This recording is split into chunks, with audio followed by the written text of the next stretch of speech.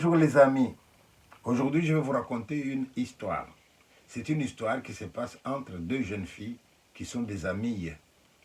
La particularité de ces deux jeunes filles est que l'une est l'enfant d'un riche, l'autre est l'enfant d'un pauvre. Mais les deux filles ne sont pas conscientes de cela. Elles ne savent même pas qu'il y a des riches et qu'il y a des pauvres. Mais la fille du riche va constater que à chaque rentrée scolaire, son ami a un retard de 2 ou 3 jours. Elle va lui poser la question, pourquoi tu arrives toujours en retard?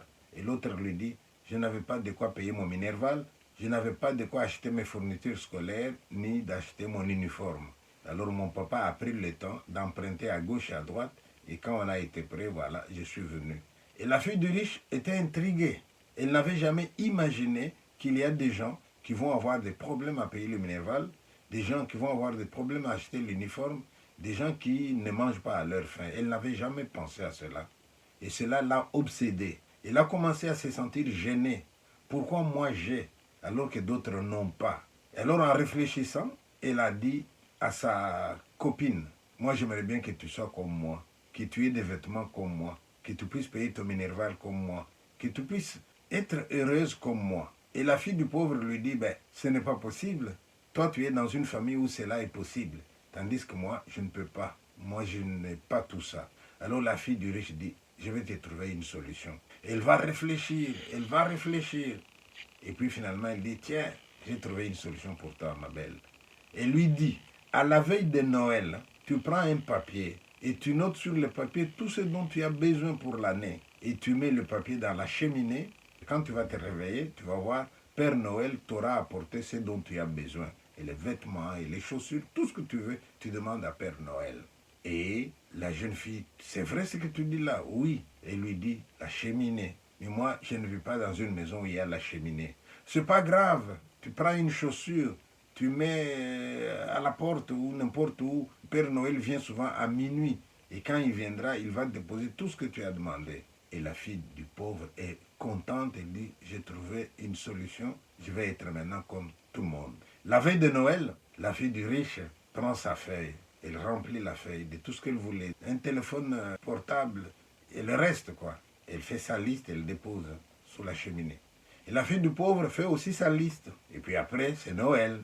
Et puis après, c'est la rentrée scolaire. À la rentrée scolaire, la fille du riche constate que son amie est de nouveau en retard. Elle s'est dit, mais je lui ai donné une astuce pour pouvoir avoir de quoi venir à l'école à temps. Pourquoi elle est en retard? Elle attend. 3-4 jours, la fille du pauvre vient de nouveau à l'école. Et son ami lui demande, mais pourquoi tu étais en retard cette fois-ci? Ben, pour la même raison. Comment ça, la même raison? Je t'avais dit d'écrire au Père Noël. Tu lui as écrit, qu'est-ce qu'il t'a apporté?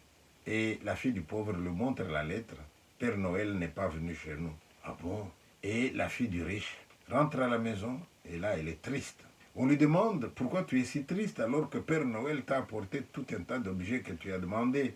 Et la fille répond à son papa, j'aurais tant voulu que Père Noël visite toutes les maisons.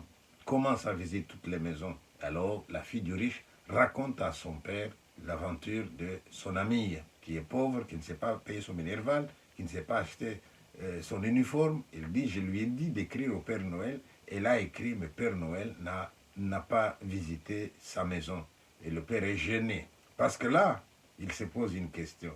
Père Noël serait-il injuste? Père Noël choisirait-il des maisons où il peut aller et des maisons où il ne peut pas aller? La fille du riche s'est dit, bah, peut-être que ma copine avait mal écrit sa lettre. L'année qui suit, il dit, nous allons écrire ensemble. Et ils vont écrire ensemble la lettre pour l'enfant du riche et ils écrivent ensemble la lettre pour l'enfant du pauvre. Ils déposent de nouveau les lettres. Eh bien, le moment venu, rien pour l'enfant du pauvre, tout pour l'enfant du riche. Ces jours-là, l'enfant du riche n'était plus content de trouver tout ce qu'il trouvait. Parce qu'il savait que sous les sapins, chez son amie, il n'y avait rien. Elle a commencé à avoir honte d'avoir, sachant que son amie, elle n'avait rien.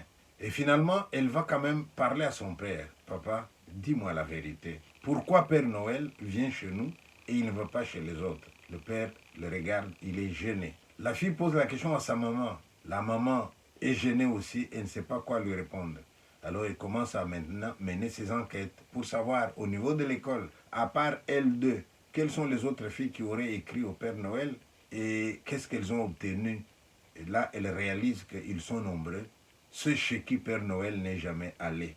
Et la fille commence à douter alors de la réalité de Père Noël. Elle arrive chez son papa et dit, papa, dis-moi la vérité. Ces objets que je trouve sur les sapins, est-ce que c'est pas toi qui les mets? C'est pas maman? C'est pas vous deux qui nous donnez ces cadeaux? Et le papa est gêné, ne sait pas quoi répondre. Et la fille du riche comprend que Père Noël n'existe pas. S'il existait, il existerait pour tout le monde. Alors à partir de ce moment-là, elle a commencé à avoir honte de ses cadeaux. Et quand elle voulait au moins atténuer sa déception, eh bien, elle invitait son amie à venir avec elle, dormir chez elle, de manière telle que le jour suivant, ils puissent partager ces cadeaux-là. Voici comment la fille du riche a cessé de croire au Père Noël.